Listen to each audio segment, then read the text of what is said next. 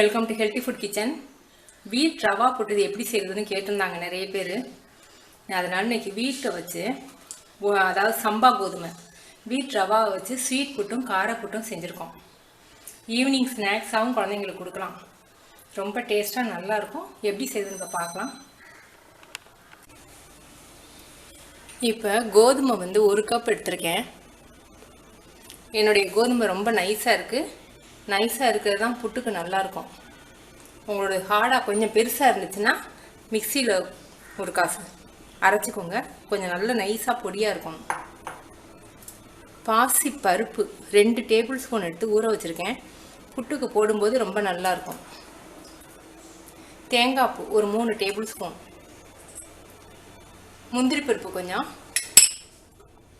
Sweet புட்டுக்காக வெள்ளைப்பாகு. நீங்கள் சீனி போடுறதுனாலும் போட்டுக்கலாம், கருப்பட்டி பாகு வேணாலும் யூஸ் பண்ணிக்கலாம். இப்போ நம்ம ட்ரை ரோஸ்ட் பண்ணிக்குவோம். ட்ரை ரோஸ்ட் பண்ணுறதுக்கு ஒரு காரணம் நல்ல வாசமாக இருக்கும், இன்னொன்று கட்டிப்படாமல் இருக்கும் புட்டு. அந்த கோதுமையோட வாசம் வரும்போது அமர்த்திடலாம். போதும், வாசம் வந்துருச்சு. கொஞ்சம் கலரும் மாறிடுச்சு, இறக்கிடுவோம். இப்போ இதை ஊற வைக்கிறதுக்காக கொஞ்சம் வெந்நீர் தண்ணி சுட வச்சுக்குவோம். இப்போ ரவை வந்து ஊறுற அளவுக்கு ஹாட் வாட்டர் ஊற்றிக்குவோம்.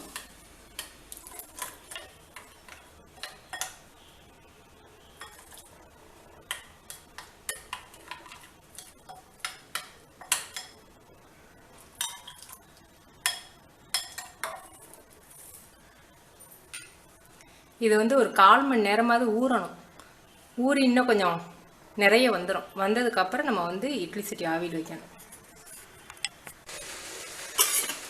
1/4 மணி நேரம் ஆயிடுச்சு.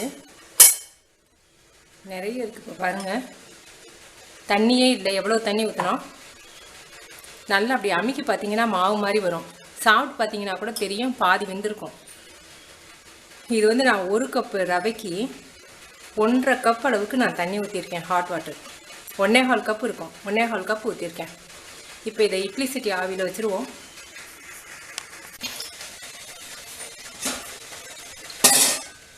இப்போ நம்ம அரை மணி நேரத்துக்கு முன்னாடி ஊற வச்ச பாசி பருப்பு,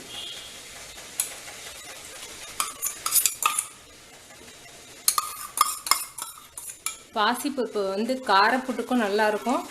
நீங்கள் காரப்புட்டுக்கும் இந்த மாதிரி ஊற வச்சு சேர்க்கலாம், ஸ்வீட் புட்டுக்கும் சேர்க்கலாம்.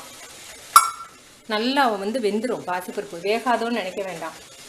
அதே மாதிரி இது ரவை ஊற வச்சது தண்ணி இருந்துச்சுன்னா இழுத்துடணும். நமக்கு தண்ணி இல்லை. எப்படி பூ மாதிரி இருக்குன்னு பாருங்கள்.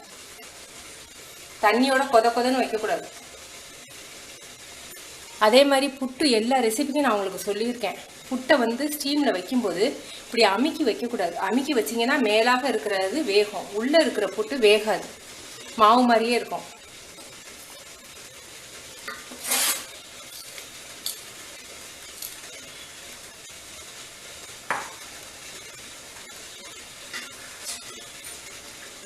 கோதுமை ரவை வேக லேட்டாகும். ஒரு 1/4 மணி நேரத்துக்கு நீங்கள் வச்சுருக்கணும்.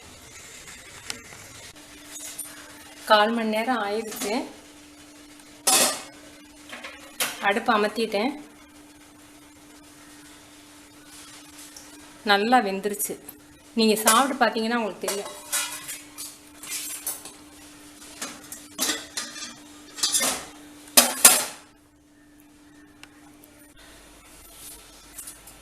பாசிப்பருப்பும் பாருங்கள் நல்லா வெந்துருச்சு.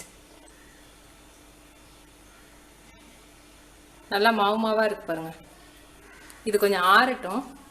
இதிலே வந்து ஸ்வீட் கொஞ்சம் காரம் கொஞ்சம் ரெண்டுமா செய்ய போகிறோம்.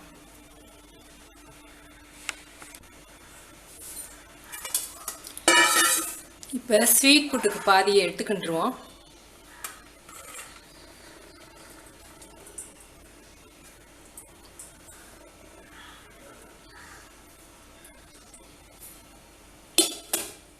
எல்லாரும் ஸ்வீட் புட்டுக்கு ஏன் உப்பு போடுறீங்கன்னு கேட்குறாங்க.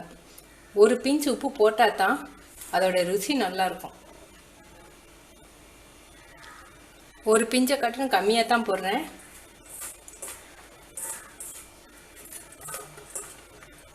தேங்காய் பூ,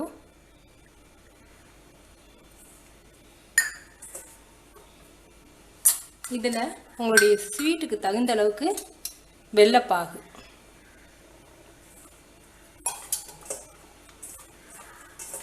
இன்னும் கருப்பட்டி பாகு ஊற்றுனீங்கன்னா இன்னும் ரொம்ப ருசியாக இருக்கும்.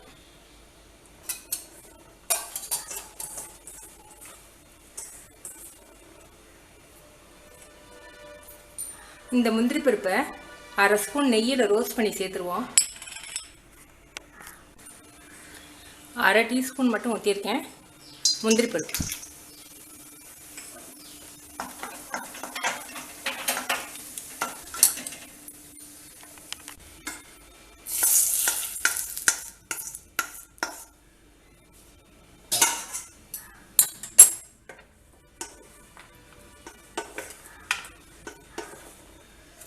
ஸ்வீட் புட்டு ரெடி.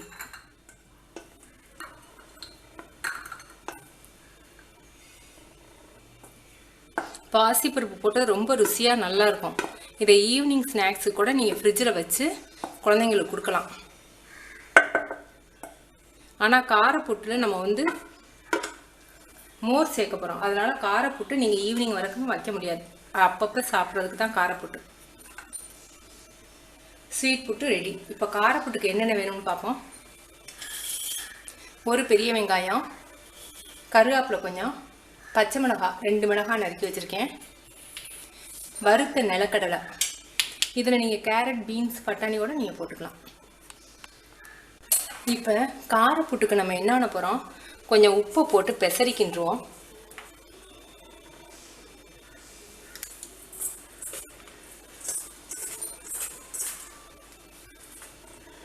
கட்டி இல்லாமல் இந்த மாதிரி பூ மாதிரி இருக்கணும்.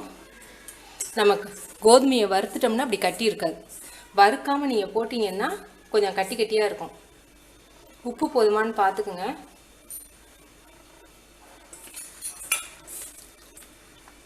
உப்பு போதும்.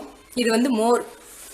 மோர் வந்து ரொம்ப புளிச்ச மோராக இருக்கக்கூடாது, அது புட்டோட டேஸ்ட்டையே கெடுத்துரும். மோர் வந்து தண்ணி மோராக வச்சுக்கிட்டு, எதுக்காக மோர் ஊற்றுறோம்னா ருசிக்காகவும், இன்னொன்று புட்டு வந்து ட்ரை ஆகக்கூடாது. நம்ம வந்து ஸ்வீட் புட்டில் சீனியோ வெள்ளைப்பாகோ போடும்போது அந்த சீனியில் இருக்க பிசுபிசுப்பு தன்மையும் வெள்ளைப்பாகும் அதை ட்ரை ஆகாமல் வச்சுக்கோம். காரப்புட்டுக்கு நீங்கள் மோர் ஊற்றாட்டி உங்களுக்கு ரொம்ப ட்ரையாக சாப்பிட நல்லா இருக்காது. இப்போ ரெடி ஆயிடுச்சு. இதில் நம்ம வெங்காயம் எல்லாம் தாளித்து கொட்டிடுவோம். 1 டீஸ்பூன் ஆயில் ஊற்றிருக்கேன். புட்டுக்கு ரொம்ப ஆயில் தேவையில்லை. கடுகு 1/4 ஸ்பூன், உளுந்தம்பருப்பு 1/2 ஸ்பூன்.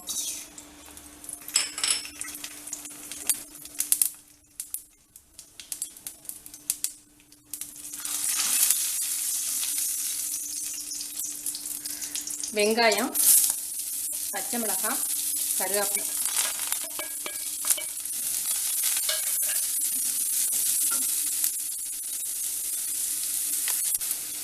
இதில் நீங்கள் கேரட் இஷ்டப்பட்டால் கூட கேரட் போடலாம். இது வறுத்த கடலை தான், அதனால் இப்போ போட்டு நம்ம இறக்கிடலாம். அடுப்பு அமர்த்திட்டேன்.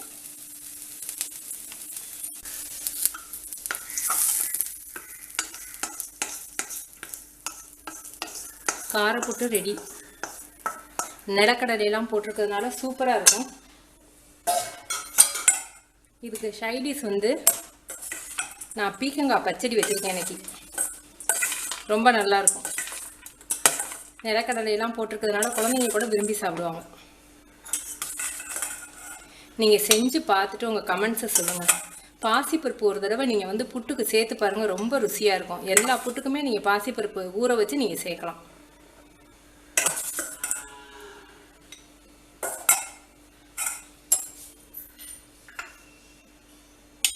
ஸ்வீட் புட்டு, காரப்புட்டு ரெண்டுமே ரெடி.